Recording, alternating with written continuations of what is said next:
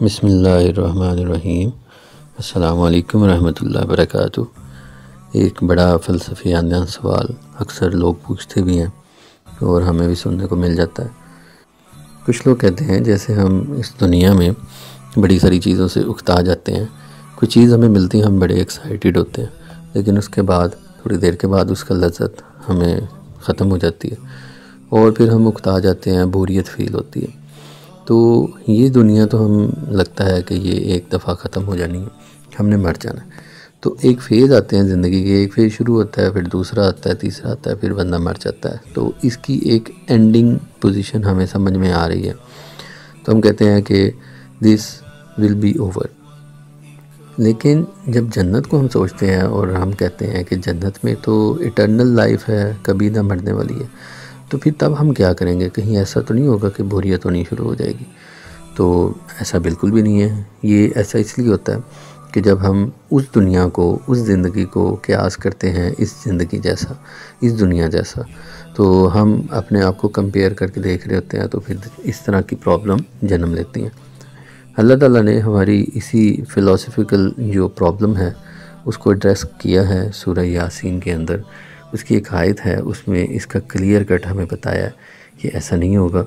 تو اس کو ہم پڑھتے ہیں۔ تو سورہ یاسین ہے، اس کی 4 آیات ہیں، آیت شروع ہوتی ہے 55 سے 58 تک۔ تو ہم اس کا ترجمہ پڑھتے ہیں۔ بے شک جنت والے آج دل بہلانے والے کاموں میں لطف اندوز ہو رہے ہوں گے، اور ان کی بیویاں تختوں پر تکیہ لگائے ہوئے سایوں میں ہوں گی، اور ان کے لیے جنت میں پھل میوہ ہوگا، اور ان کے لیے ہر وہ چیز ہوگی جو وہ مانگے گے۔ مہربان رب کی طرف سے فرمایا ہوا سلام ہوگا۔ تو یہاں پہ جنت کی عظیم نعمتوں کا ذکر کیا جا رہا ہے۔ یہاں پہ جو عربی میں لفظ یوز ہوا ہے شغل فاکہون، تو اس کے بارے میں آتا ہے کہ یہ ایک ایسا شغل ہوتا ہے، ایسا ایک ایکٹیویٹی ہوتی ہے جس میں انسان بڑا ایکسائٹیڈ ہوتا ہے۔ اس کی مثال ہم ایسی لے لیتے ہیں کہ ایک چھوٹا بچہ ہے، اس کو سائیکل ملنی ہے، اور وہ جب سائیکل اس کو ملنی ہے تو وہ اس کے لیے بڑا ایکسائٹیڈ ہے۔ جب اس کو مل جاتی ہے یا اس کو بتایا جاتا ہے ہم مارکیٹ جا رہے ہیں تمہاری سائیکل لینے کے لیے، تو وہ بڑا ہی ایکسائٹیڈ ہوتا ہے، اور اس کی ایکسائٹمنٹ اس حد تک ہوتی ہے کہ وہ اندر سے ابھر رہی ہوتی ہے۔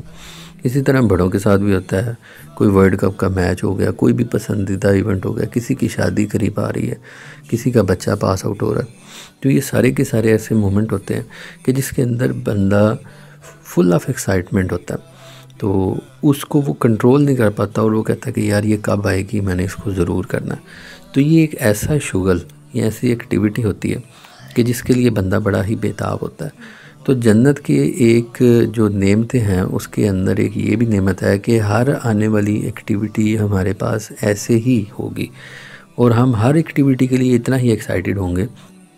اللہ تعالیٰ ہم سب کو جنت میں جگہ دے، آمین۔ تو جو لوگ بھی جنت میں جائیں گے ان کا یہی معاملہ ہوگا کہ وہ ایسی ایکٹیویٹی جو بھی ان کو ملے گی اس کے لیے فل آف ایکسائٹمنٹ ہوں گے، تو کبھی بوریت والا عنصر پیدا ہی نہیں ہوگا۔ تو وہ کیونکہ دنیا اس جیسی نہیں ہے، اس لیے ہمیں اس طرح کے معاملات سمجھ میں آتے ہیں۔